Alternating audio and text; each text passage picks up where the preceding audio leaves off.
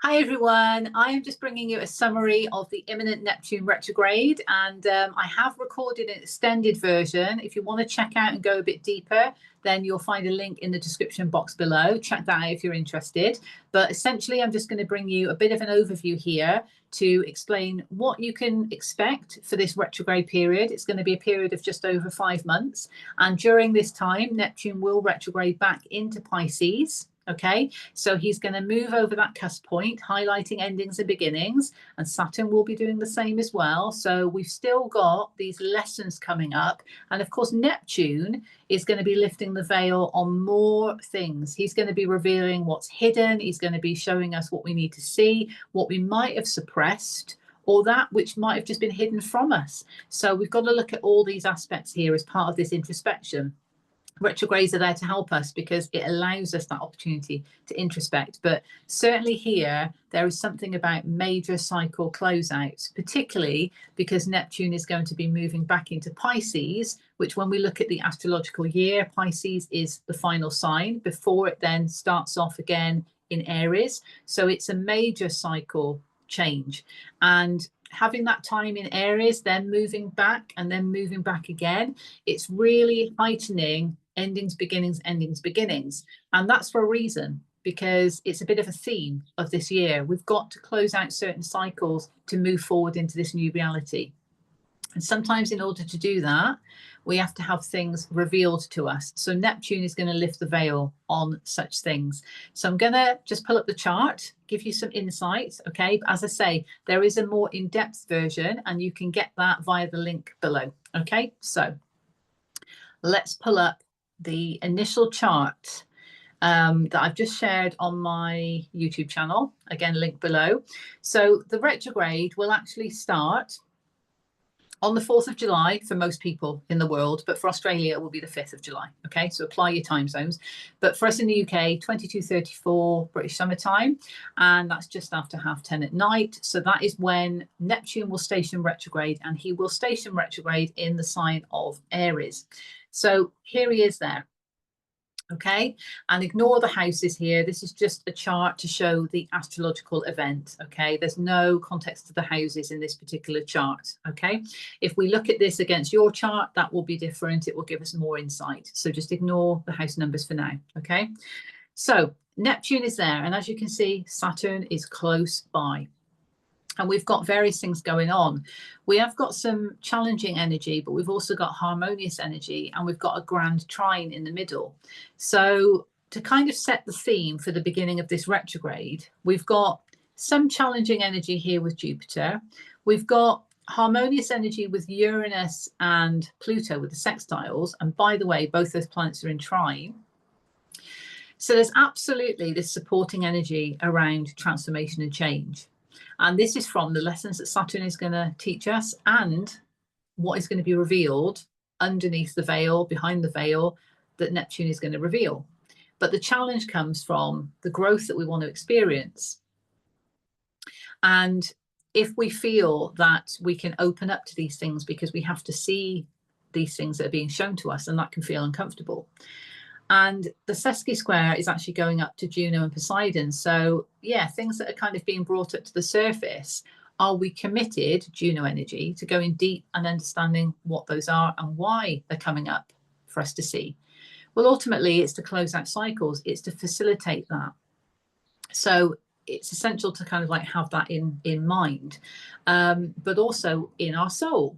And I say in our soul because, you know, certainly from the Piscean energy that's going to come up when Neptune does move back into Pisces, he's going home at that point, but it might not feel comfortable because it's that deeper connection with our intuition, and what our intuition might be revealing to us, might have been revealing and we've ignored.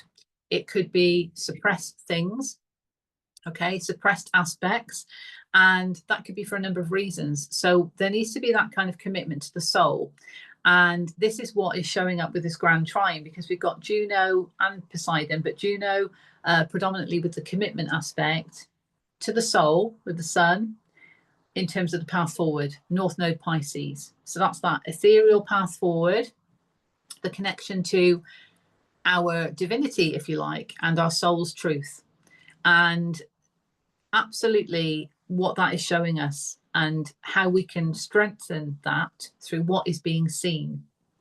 So it is definitely about a soul commitment to the path and what is being trudged up to the surface for us to see. That's the ultimate theme of, you know, this retrograde starting. And the moon is Scorpio, maybe feeling a bit stubborn in relation to what could be revealed and how we feel about it, but also on the flip side, being able to feel things deeply and to understand why we have to feel things deeply. There can be rigidity there because it's a fixed sign. Okay, so just bear that in mind. And we've got Mars exactly conjunct the vertex point here as well. But Mars, although I've not marked it up on this chart, is in sesqui square to Chiron in Aries. So it's connected to our healing journey and healing our sovereignty. We need to become more sovereign and stand up for ourselves. So perhaps we have this plan of action with Mars in Virgo there, and it's kind of fated and destined to have this plan of action. And perhaps the plan of action is to get through this retrograde and to understand what needs to be shown to me in order for me to close out the cycles that I need to close out, and to be open to the lifting of the veil, because it's like, okay, I feel like I can't really start this yet because something else still needs to come up for healing. Something still needs to come up to be processed. It's a pattern perhaps that's repeating itself.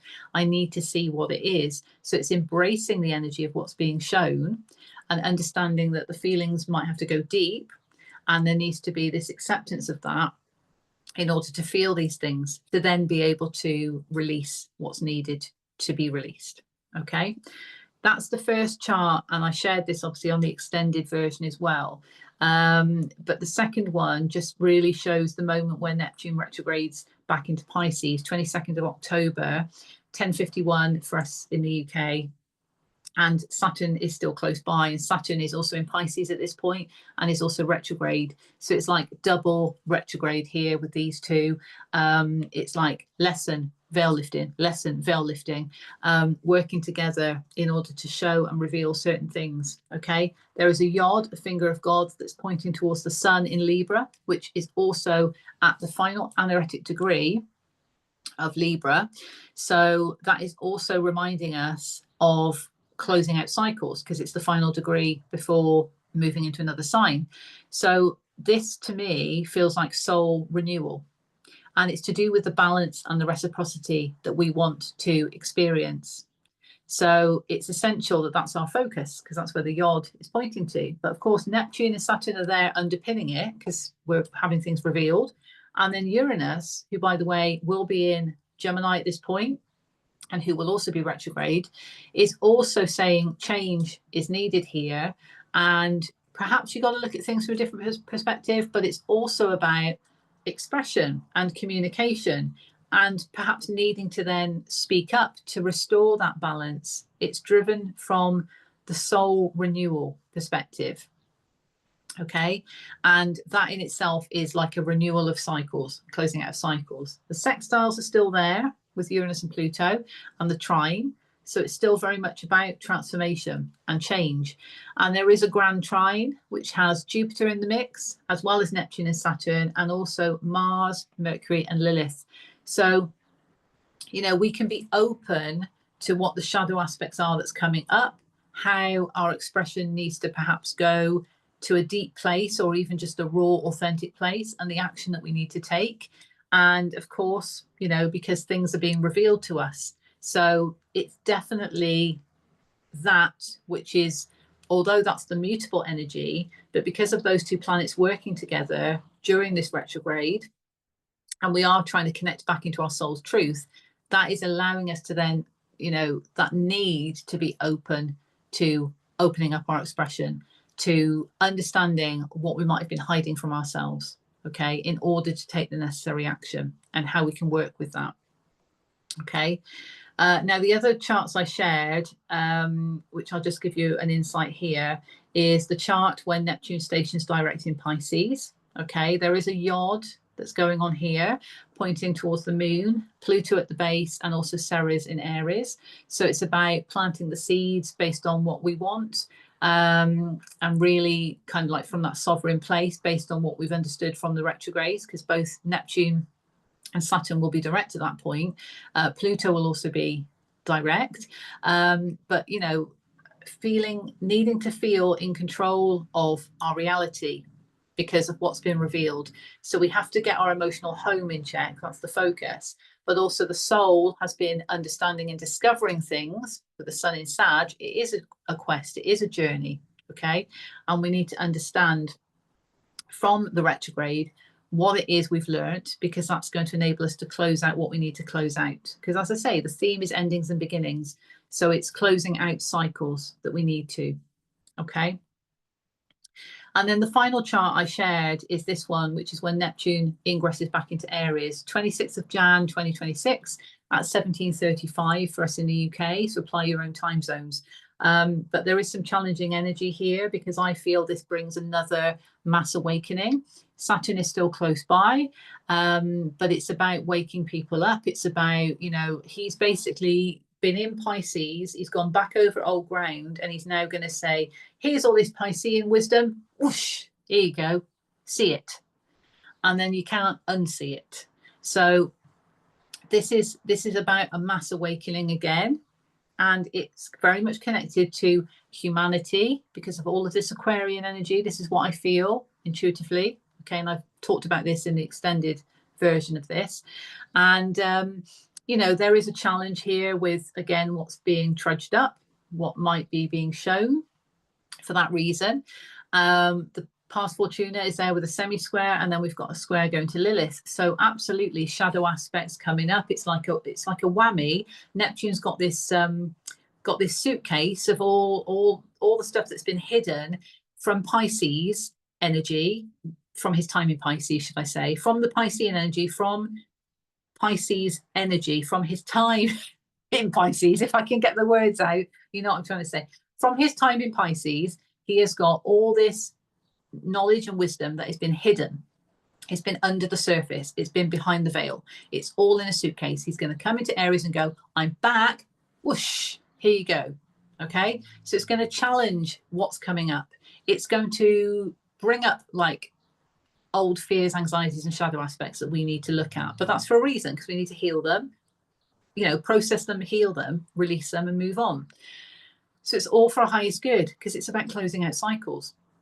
But we might feel the challenge in terms of, well, where's the joy and success that we want to feel in our reality? Like, we're just getting all this coming up. Yes, because we have to close out cycles. We can't embrace the new in our reality without closing out the old. So Saturn has caught up, even though he's in Pisces, you know, and he's moving into Aries in February, as I mentioned in the extended. It's going to be on Valentine's Day for us in the UK, so it's a big present for Pisceans. But yeah, it's kind of like, you know, he's going over old ground as well, getting us in alignment with our spiritual truth. This is a mass spiritual awakening. Okay, there's been that going on already, but this is another point when this is happening, and it's to do with humanity. It's to do with a humanitarian drive, and it feels very much like, with the sextile between the North Node and the vertex point in Capricorn, it feels like the retrograde period gives us that insight and that wisdom of what we need to close out. It's lifted the veil on a lot of things, and it enables us to progress on our path forward and use that wisdom. So putting that wisdom that we've gained from the retrogrades to use in a humanitarian capacity, because this is about the new reality that we're creating here on Earth. Okay. So whistle stop tour, that was, because I've gone deeper in the extended version, because I find that when I do the astrology reports and I allow certain aspects to be channeled through, it just flows in that way, and it becomes quite a long report. So I've time stamped it, and each of those charts I've gone into a bit more detail. You know, this is just a summary, this is an overview, but I hope you find it helpful nonetheless. But if you're interested in looking at the extended version, and of course, check out the link in the description box below. And of course, do like and subscribe. You can, you know, get notified of other reports when they come up, and it just helps the algorithm as well to get the message out there to more people in the collective. So I'm wishing you all the best for this imminent Neptune retrograde, and I'll see you on the next video. Bye for now.